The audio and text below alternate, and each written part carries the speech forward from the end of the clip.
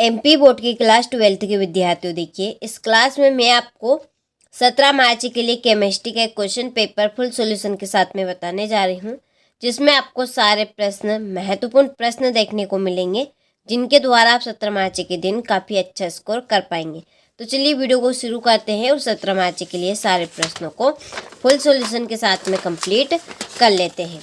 तो देखिए पहले प्रश्न में है सही विकल्प।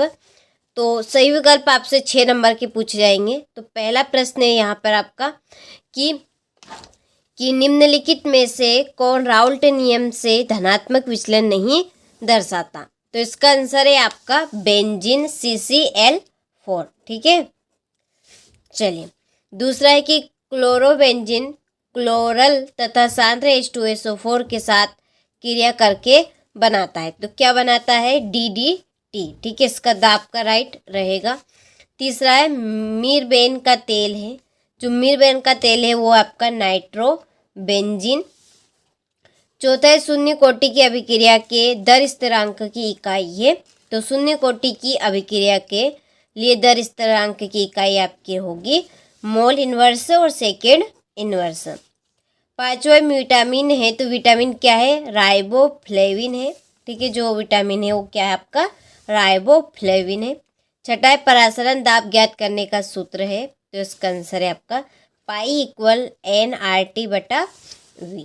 ठीक है, चलिए इसके बाद में ये आपके इंग्लिश मीडियम वालों के लिए, चलिए थोड़ा सा जूम कर लेती हूँ ताकि प्रश्न आपका पूरा आ सके। तो पहले का आपका D है, दूसरे का D, तीसरे का आपका B, चौथे का B, पांचवे का A।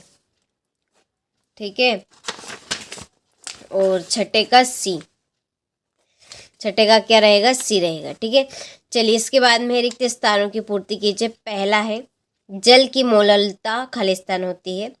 तो जल की मोलरता कितनी होती है? 55.06। दूसरा है मानक हाइड्रोजन इलेक्ट्रॉन का विभव खालिस्तान माना गया है कितना? 0 वोल्ट। कितना माना गया है? 0 वोल्ट। तीसरा तीव्र अभिक्रिया खालिस्तान सेकंड से भी कम समय में उत्पन्न हो जाती है। तो 10⁻⁻9 सेकेंड। चौथा है FeCN6 का सही IUPAC नाम खालिस्तान है पोटेशियम हेक्सासाइनोफेरेट। ठीक है, क्या है? Potassium hexacyanoferrate. पांचवा फिनोल के चूर्णे के साथ गर्म करने पर खालिस्तान है तो बेंजीन बनता है। क्या बनता है? बेंजीन बनता है।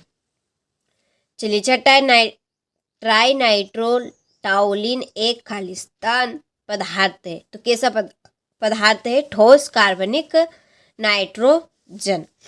ठीक है, चलिए तो यहाँ से आप स्क्रीनशॉट अच्छे से ले लीजिए। इसके बाद में ये आपके इंग्लिश मीडियम वालों के लिए, ठीक है, यहाँ से आप भी ले लीजिए स्क्रीनशॉट और अच्छे से कंप्लीट कर लीजिए। चलिए इसके बाद में सत्यासत्य लिखिए। पहला है कि अभिक्रिया की कोटि एक सैद्धांतिक पद है, असत्य है। दूसरा है एसिटिक अम्ल एक प्रबल अम्ल है, यह आपका सत्य है क्योंकि एक दुर्बल अम्ल है। ठीक है। तीसरा है एनिलीन को मीरबेन का तेल कहते हैं, तो ये भी आपका सत्य है। चौथा है Z10HG को सामान्यतः संक्रमण तत्व माना जाता है, तो ये भी आपका सत्य है। पांचवा ईथर ज्वलनशील होते हैं, सत्य है। छठा है डाई एथिल ईथर का उपयोग निषेचक के रूप में होता है, तो ये आपका सत्य है। ठीक है, चलिए तो यहाँ से आप स्क्रीनशॉट ले लीजिए और यहाँ से आप इंग्लिश मीडियम वाले और अच्छे से आप पूरे प्रश्नों को कंप्लीट करें।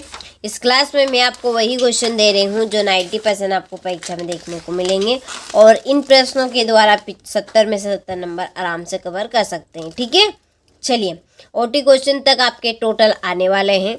तो इसके बाद में देखिए यहाँ पर सही जोड़ी, तो यहाँ पर मैंने पहले से ही नंबर डाल दिए हैं। फैक्टोज की जोड़ी रहेगी कीटो हेक्सोस। कीरेटिन की जोड़ी है आपकी प्रोटीन। डायएथिल ईथर की जोड़ी निषेचेतक। ठीक है, इसके बाद में सेंड मेयर अभिक्रिया, ये है क्लोरोबेंजीन। गैब्रियल थैलिमाइड अभिक्रिया, ये रहेगी आपकी प्राथमिक एम ए। ठीक है, चलिए यहाँ से आप इंग्लिश मीडियम वाले स्क्रीनशॉट लें। इसके बाद में एक वाक्य में उत्तर दीजिए। पहला है कि शून्य कोटि की अभिक्रिया के लिए दर स्थिरांक की इकाई लिखिए। तो दर स्थिरांक की इकाई रहेगी आपकी शून्य कोटि की अभिक्रिया के लिए मोल, लीटर इनवर्स और सेकेंड समय इनवर्स टी। ठीक है, टी इनवर्स। चलिए, संक्रमण धातुओं के विलयन सामान्यतः रंगीन होते हैं। क्यों होते? क्योंकि उनके आयनों में अयुग्मित इलेक्ट्रॉनों की उपस्थिति होती है। ठीक है, उनके आयनों में क्या होती है? अयुग्मित इलेक्ट्रॉनों की उपस्थित रहती है, इसलिए वो क्या होते हैं? आपके सामान्यतः रंगीन होते हैं। तीसरा है सेकेंडियम का इलेक्ट्रॉनिक विन्यास लिखिए। तो ये आपका इलेक्ट्रॉनिक विन्यास रहेगा Ar3d⁴ 4s²। ठीक है, चलिए फिर ये EDTA रासायनिक नाम आपको लिखना है। तो इसका रासायनिक नाम आपका बनेगा एथिलीन डायमेनेट्रेटा एसिटिक एसिड। और बेंजीन को सूर्य के प्रकाश की उपस्थिति में Cl2n क्लोरीन के साथ क्रिया कराने पर बनता है BHC। ठीक है, चलिए यहाँ से आप स्क्रीनशॉट ले। इसके बाद ये आपके इंग्लिश मीडियम वालों के लिए। ठीक है, फिर एक दुर्बल विद्युत अपघटी की मोलर चालकता सांद्रण घटाने पर क्यों बढ़ती है? 2 नंबर का इम्पोर्टेंट क्वेश्चन। फिर है अभिक्रिया के वेग को प्रभावित करने वाले कारकों के नाम लिखिए। चलिए, इसके बाद में संक्रमण धातुओं के परमाणुवीकरण की एंथैल्पी उच्च होती है। क्यों? थेलेनाइड संकुचन से क्या तात्पर्य है? यहाँ से आप सारे प्रश्नों का स्क्रीनशॉट ले। अभी तक एप्लीकेशन के साथ ऐड नहीं हुए हो तो अभी भी मौका है। केमिस्ट्री के पेपर के लिए कॉल कर लीजिए, इसी वीडियो की डिस्क्रिप्शन में आपको नंबर मिल जाएगा। ठीक है, मौका है, हाथ से मत गवाइए, मेहनत करिए, आपको पूरे नंबर आराम से आएंगे। हिंसबर्ग परीक्षण लिखिए। शुष्क सेल का नामक चित्र का वर्णन कीजिए। तुल्यांक की चालकता एवं आणविक चालकता किसे कहते हैं? क्लोरोबेंजीन की निम्न अभिक्रियाओं की में समीकरण आपको लिखना है। ठीक है, ये आपका 17वां प्रश्न। ये आपका 17वें का अथवा है। ये 18वां प्रश्न। ठीक है, तो 4 नंबर के प्रश्न आपके ये चल रहे हैं और सारे प्रश्नों को आप अच्छे से कंप्लीट करके जाइएगा ताकि आप अच्छे से अच्छे नंबर से स्कोर कर सके। ये आखिरी आपका लास्ट प्रश्न है कि एसिटिक अम्ल से आप निम्नलिखित को कैसे प्राप्त करेंगे? एसिटामाइड, एथिल, एसिटिक एनहाइड्राइड और एसिटिल क्लोराइड।